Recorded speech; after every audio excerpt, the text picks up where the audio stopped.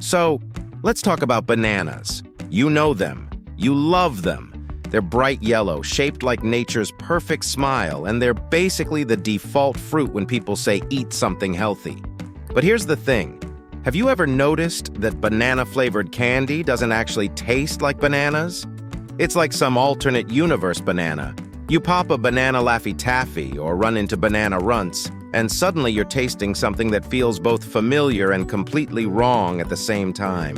Why is that? Why banana-flavored candy doesn't taste like real bananas? Join us today as we're going to peel back the mystery, right here on History of Food.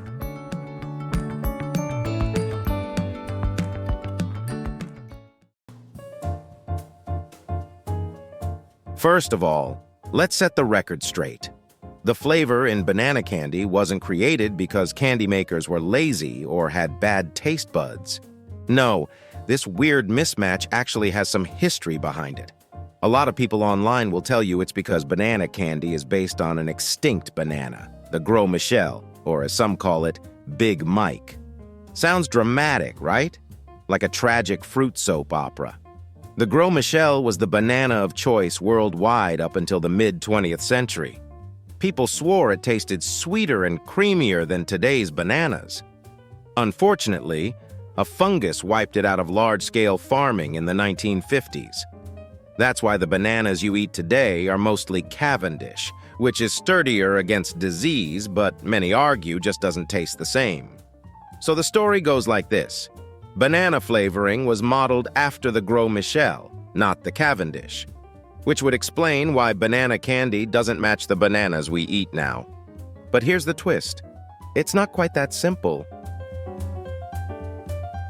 Artificial banana flavor mostly comes from one chemical called isoamyl acetate. This compound is also found in real bananas, but when it's isolated and concentrated, the taste becomes stronger and less natural, more like an exaggerated version of a banana. Now, real bananas aren't just made up of isoamyl acetate. They have dozens of compounds, sweet notes, creamy notes, even slightly bitter ones that balance each other out. That's why the banana you eat tastes layered and mellow, while banana candy hits you with a one-dimensional banana perfume punch to the face. So, artificial banana flavor isn't wrong. It's just incomplete. It's the banana's loudest note without the orchestra behind it. Back to the Gros Michel theory. A lot of food historians and flavor chemists agree that, yes, the Gros Michel had a more intense banana flavor. Some describe it as banana-ier than a banana. It supposedly had more of that isoamyl acetate note than the Cavendish does. So when flavor scientists in the early 1900s were designing banana extracts, the Gros Michel was what they had on hand.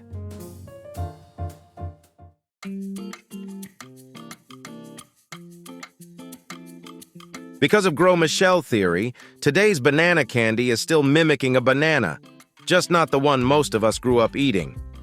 It's like candy makers are paying tribute to a fruit ghost, keeping Gros Michel alive through Laffy Taffy. Spooky but delicious.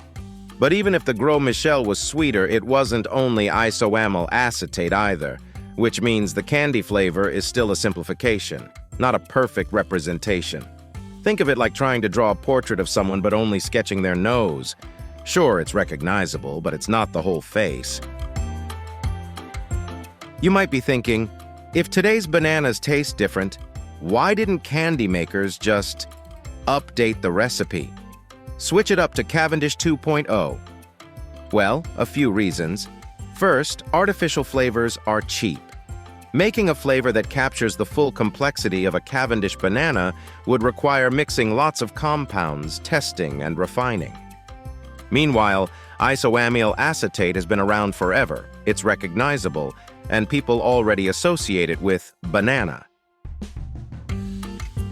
Second, there's nostalgia. By the time Cavendish became the dominant banana, people were already familiar with the candy version. If a company suddenly made Laffy Taffy taste like Cavendish, half the population would complain, "This doesn't taste like banana," even though it actually would. The artificial flavor has become its own category. It's the same reason grape soda doesn't taste like real grapes, or why cherry cough syrup doesn't taste like actual cherries. Over time, our brains just file away banana flavor and real banana as two separate things. Now, here's something funny. Banana-flavored candy is controversial. People either love it or hate it. There's no middle ground. Some think it tastes like childhood, others think it tastes like a chemistry set accident. Part of that divide probably comes from expectations. If you bite into a banana candy expecting it to taste like the banana you had for breakfast, you'll be disappointed. But if you accept it as its own thing, like an alternate banana universe, it's actually kind of fun. It's bright, bold, and unapologetically artificial. Think of it like listening to an acoustic version of a song versus a dubstep remix. They're technically the same tune, but they hit very differently. Isoamyl acetate is so strongly associated with bananas that it's sometimes called the banana oil compound. But it's also used in industry as a solvent. So yeah, your candy shares a flavor molecule with some pretty unappetizing chemicals. Now this is really interesting. There's still small-scale production of Gros Michel bananas today in some regions. People who try them say they really do taste like banana candy. Imagine eating a fruit and thinking, wow, this tastes fake. Bananas are actually clones. Every Cavendish banana you eat is genetically identical to the others, which is why another fungus could, in theory, wipe them all out again. If that happens, maybe we'll all be eating a new kind of banana candy in the future. So to sum it up, why doesn't banana candy taste like real bananas? Because it's not really trying to. The flavor we know today was based on a simpler version of banana essence, probably inspired by the Gros Michel but reduced to one main compound, isoamyl acetate. Real bananas, especially the Cavendish we eat now, are more complex and balanced, which is why candy never quite matches up. But over time, that artificial flavor carved out its own identity. It became its own thing. Banana candy doesn't taste like bananas, it tastes like banana candy, and maybe that's okay. After all, nobody bites into a gummy bear and expects it to taste like an actual bear.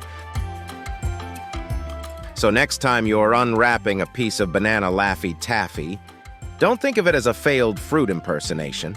Think of it as a tribute to banana history, a chemical love letter to a fruit we mostly forgot, and a flavor that refused to die, even if it never quite tasted real. Until next time, thank you for watching.